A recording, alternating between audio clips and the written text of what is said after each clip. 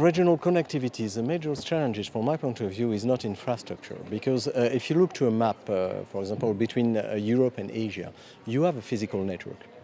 You can see it. We issue some maps within UIC. You have a physical network, but you don't have the software to go with this physical network, meaning that you don't have the same custom procedure, you don't have the same exchange of information, you don't have the same regulation.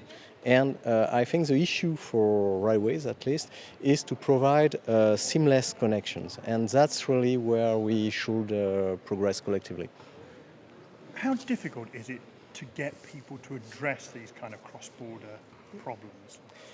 Well, in railway, it's very difficult because railway is a national business. If you look to what are the revenue for the national company, that's a national passenger services. So they are thinking nationally. What is changing is that with, on one hand, globalization and struggle for global warming, there is incentive to have actual international traffic. And then you need really to think people that, okay, today you don't have a huge interest into international, but tomorrow morning, if you want to continue, you will have to be international. That's the main challenge from my point of view. From my point of view, it's relatively different. In railways, from my point of view, it's more a mindset.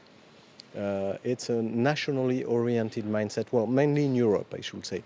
When you look to Asia, it's beginning to, well, it has already changed. Well, for example, between Russia and China, they are together to have those Silk Roads, I insist on the plural, be existing in the future. But in Europe, despite all the energy of the Commission, we are definitely the worst case with very strong national culture. I think the cultural problem is really stronger, but hopefully, from my point of view, it's evolving.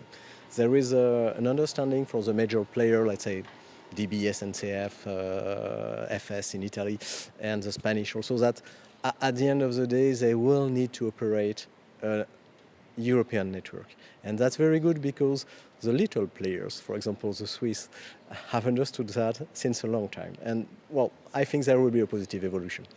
Do you think things like the International Transport Forum are important for getting that kind of dialogue going, that kind of wider view, if you like?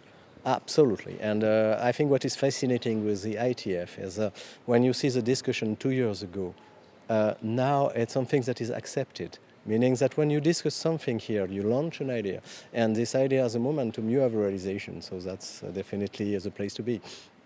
Thank you very much for talking to us. Thank Really you. appreciate it. Thank you.